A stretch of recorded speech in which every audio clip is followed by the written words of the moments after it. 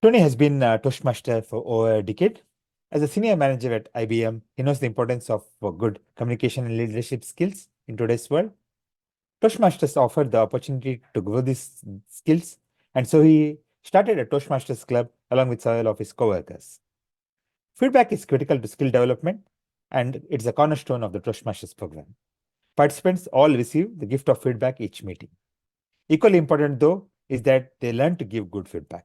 Whether you're a manager like Tony, a coach, a mentor, or even just a good friend, being able to deliver feedback well is a valuable life skill. Today, we are going to learn about giving feedback to speech evaluations. Please welcome our speaker, Tony Renaud. All right, thank you very much, Sunil. Sunil, can I ask, could I give you a little bit of feedback right now? Sure. All right.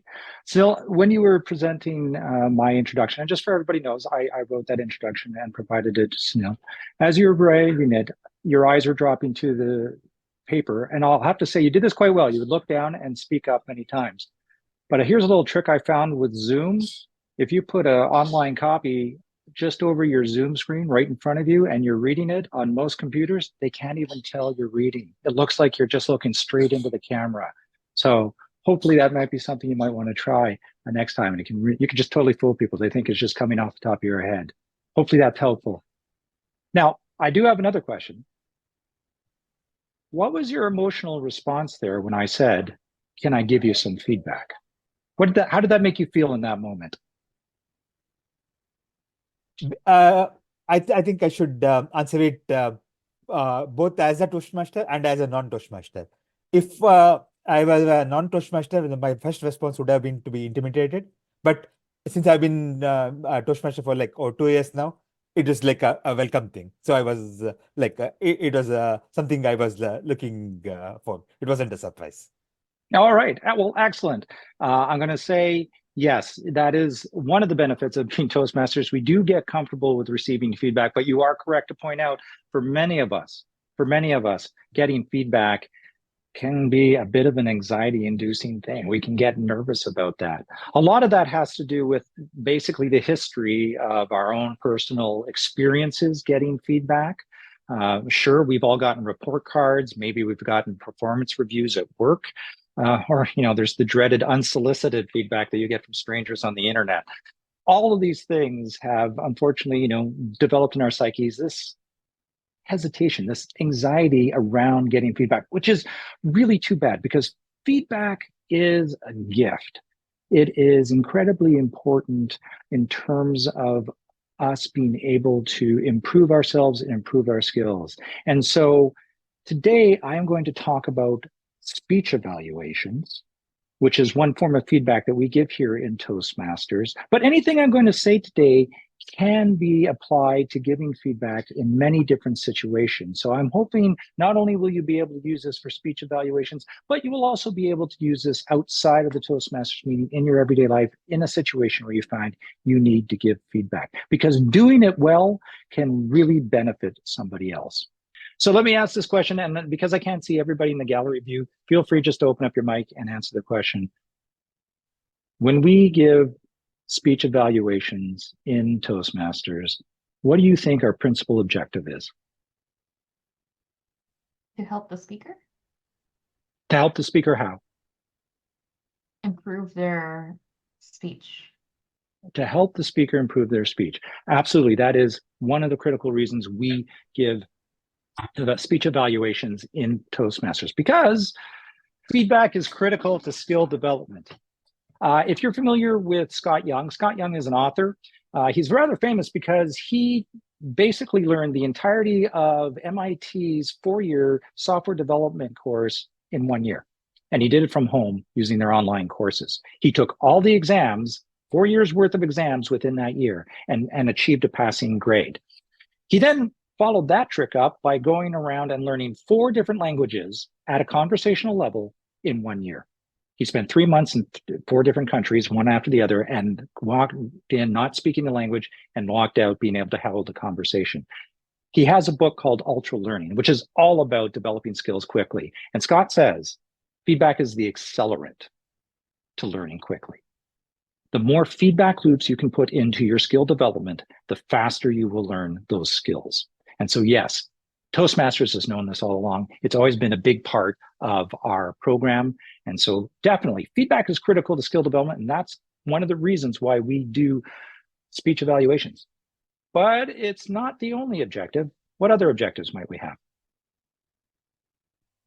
Effective feedback, learning how to give effective feedback for the evaluator.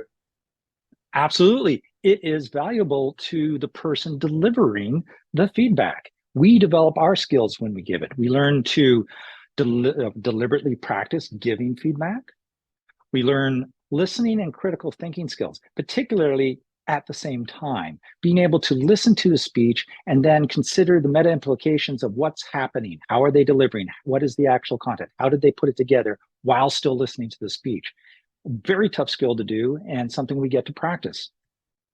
We ourselves become better public speakers because the evaluation is delivered publicly in speech in the club. So you get to practice your own public speaking skills. And finally, and I don't want to dismiss this, I think this is actually pretty important, you get to help your fellow members improve. Remember the Toastmasters promise? That's what in there about helping you, stepping up and helping your fellow Toastmasters in their journeys. And frankly, anytime we participate in sort of altruistic activities like this, it makes us feel good. And so it's a great benefit to standing up and helping others. But I'm going to suggest something here. Yes, both of these are critical reasons why we do speech evaluations in the Toastmaster meeting. However, I'm going to suggest it's not the principal objective of delivering speech evaluations. One of the things I want everyone to understand is your principal purpose when you get up to deliver a speech evaluation is to get the speaker to come back and give another speech. Now think about that. I mean, you could have all kinds of great ideas and constructive criticisms and actions they can take to get better. But if you've intimidated them to the point where they think, I can't do this and I never want to get up on that stage again, it's all for naught. The principal objective is honestly to get them to get up and do it again. Only if you can achieve that, and we call that evaluate to motivate, only if you can achieve that can you then get to the point of helping them improve their public speaking skills. And so when I talk today about delivering speech evaluations, you will see this guiding principle of motivating them to do this again is going to be throughout everything I talk about.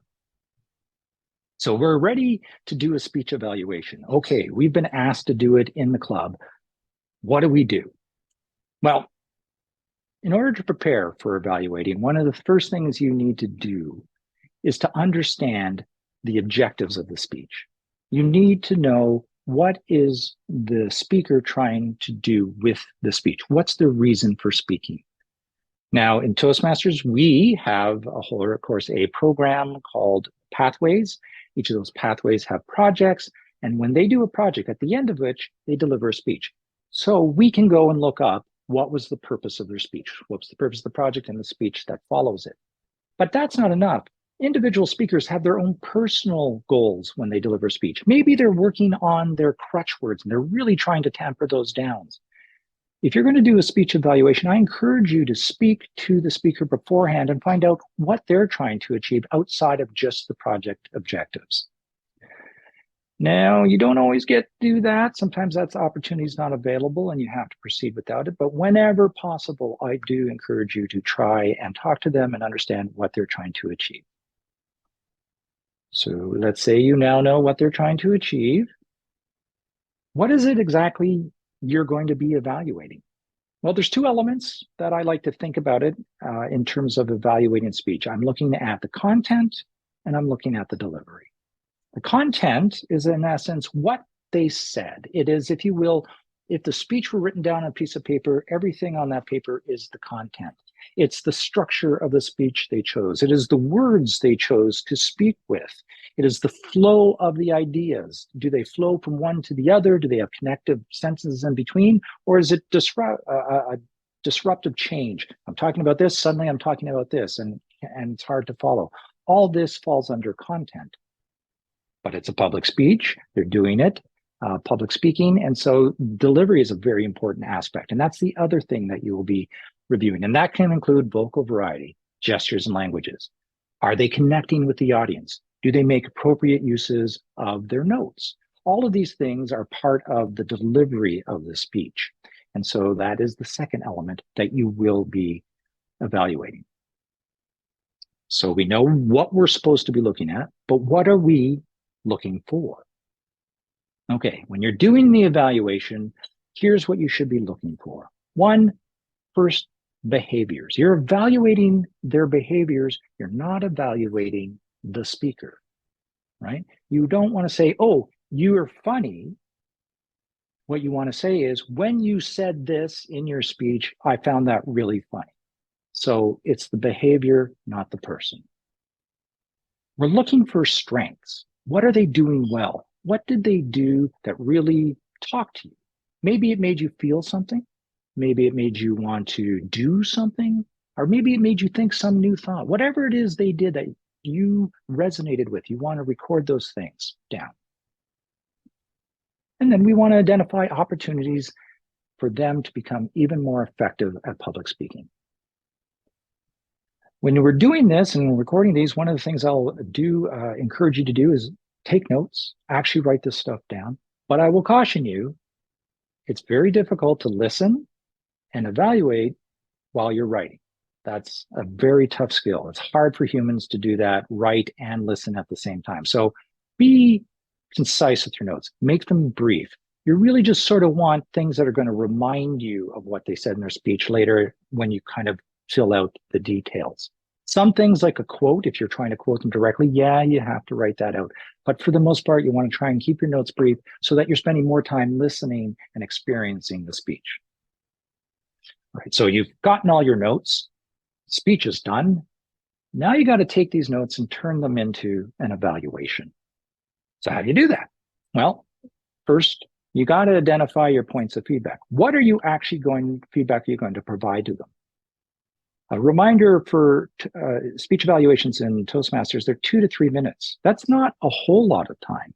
And I've seen people blow through that time limit because they're trying to communicate everything they wrote down during the speech. You need to be more selective than that. You need to limit it to maybe 3 to 5 points at most. 3 is ideal, but sometimes you have a quick or short point, so maybe you might extend that to 4 or 5, but no more than that. Once you have those 3 or 5 points, what you want to be doing is focusing more on strengths than growth opportunities. One, again, this is about motivation. You want to be encouraging them. You want to be motivating them and identifying the things that they're doing really well so they feel good about the experience. But you do need to include a growth opportunity. I've seen speech evaluations where the person just got up there and sang their praises and didn't offer one suggestion of something they may do to be more effective. And the speaker in that case sort of felt like, well, I didn't get anything out of that evaluation. Remember, we're all here to grow our skills. We're hungry, as Sunil pointed out, to learn and hear that feedback and learn some way they may improve. And so you got to make sure you do include at least a growth opportunity. Now, if you're really stuck and you're like, I can't think of anything they could do better, well, it doesn't have to be better. It could simply be different. What alternative approach might they take with what they did that maybe, I don't know, just resonates a little bit more with you, or is more the style that you might do it in? Because you think, I don't know, it just comes across as better, even if you can't necessarily explain why. So don't necessarily think better, maybe think just different. Give them something they can think about and decide whether or not they want to incorporate the next time they speak. All right, so we got our points. We know what we want to say to them. So how do we say it to them? How do we give it to them in a way that isn't going to trigger all that anxiety and hopefully will be understandable and something that they're going to be able to work with? Something I've learned outside of Toastmasters I got from my own management training is to approach it with what I like to call behavior impact action. And that's very simply, you're going to specify or describe the behavior you observed. Then you're going to describe the impact that it had on you as the observer, and then identify an action that they might take. And I put in brackets here, and its outcome. Sometimes if the behavior is you were doing this a lot. Let's say you were finishing every second sentence with the word, the impact that had on me is I found that started to get distracting. I started paying attention more to how many times you were saying a no and then instead of your message. The action would that be is to try to say that less and just leave a space. Now, I don't have to say in that case, and the impact will be that I will be less distracted, because that's sort of obvious from what I've been suggesting. But sometimes it's not quite obvious when you suggest that action, what the impact would be, and you might need to explain it a little bit. So you need to judge that based on what you're talking to them about. But at best, at minimum, you need to describe the action. All right, so we know how we're saying it. We have our points. One of the things you want to start looking for is certain elements when you do in good feedback, and want to make sure that you're including those elements as much as possible. Now, I've already mentioned behaviors, so we're going to focus on behaviors, and I think that's worth reiterating right now. Look for any time where you said you are funny, you were very quiet. Again, describe it more as behavior. When you were speaking, your voice was very low. I would suggest you try to project a little bit louder, maybe raise your chin up so that we can hear you better. There, you're not, you were talking about you did. The next thing you want to do is be specific and don't generalize. Oh, your speech was funny. Well, tell them specifically what was funny. What did you find funny? Because what you found funny may not be what other people found funny. And so they get a couple of things and they start to see, oh, what generally worked and what didn't work. Again, always what you found funny. Always tell it from your point of view. Express it as your opinion. I believe, I felt, use those type of words, because if you don't, it may sound like you're dictating a set of rules and people might reject that. If it's your opinion and you've expressed as such, if it's from your point of view, if it's how you felt, that's not arguable. And so it's a little easier for them to digest and consider. Quantify. Oh, this is one I really strongly believe in. People say the word a lot, frequently. They'll say, hey, you use the word like a lot, or you read from your notes a lot. The problem with a lot is, what do you mean by a lot? And what you consider a lot, is that what I consider a lot or someone else considers a lot? And if they heard a lot from me this week, and then next week they give another speech and they hear you say the word like a lot, they're like, oh, I'm not improving. However, if you can turn around and say, I noticed that you must have used the word a lot about 15 times in your speech, or I noticed that you are reading from your notes about 80% of your speech. And then next time they hear, well, maybe they use the word a lot only twice, or excuse me, like only twice, or they are reading maybe 50% of the time, they can see that they're progressing. And so quantifying what your observations are will help them understand how they're progressing from speech to speech. And this is one I also strongly believe in, and that is, if you're going to give an action, make sure it's actionable for the next speech. Don't ask them to boil the ocean. Let's take an example of our person who was reading from their notes maybe 80% of the time. It's not incorrect to say, hey, maybe you want to try to memorize your speech, but to say, oh, for your next speech, you should try to memorize it. That gap, that chasm will feel insurmountable to them. It will be discouraging for them. And that, of course, is the opposite of what we're trying to achieve to motivate them. Give them a step that they can take for the next speech, something they can look and go, yeah, I can do that. And they're going to get excited. They're going to feel motivated. They're going to want to try it. So for that person reading 8% of the time, maybe you want to suggest to them, try to memorize maybe the first 2 or 3 lines of your speech. It's not a big chunk. It'll help you practice memorizing more of your speech by starting with the first 2 to 3 sentences. It gives you that opportunity to really use your eye contact to connect with the audience during that very critical opening moments of your speech where you're trying to hook them in. And that feels like something that's achievable, that they could do for the next time. And they may get excited to actually go out and try that. So keep it actionable for the next speech. All right, those are things you want to make sure you try and include. There are also things that you want to try to avoid. Avoid the dreaded awesome but. Oh, that was awesome, but as soon as you say but or however or although, you're essentially negating the thing you said before. They no longer even think about that, and it makes it feel like that wasn't important. The important part is this thing you're about to say. If you're going to give a compliment, you were awesome! Exclamation mark. In your next speech, you might want to consider, then it feels like you're just building upon it rather than negating it. So try to avoid the buts and the howevers. Avoid absolutes. Oh, that was the best speech ever. Was it really the best speech ever? People have a tendency to reject that. So try to avoid that. Try to avoid talking about things they can't actually change. Be sensible, stick to things they're going to be able to work on. And don't mention anything that's actually embarrassing. This is a public evaluation. Don't mention the fact they had broccoli in your teeth and that was distracting you most of the time. You can mention that privately, but don't embarrass them publicly. Okay, finally, you have it all. You have the good feedback to give them. Now you just deliver it like you would deliver any speech, and using all the skills that you've learned thus far in terms of good public speaking.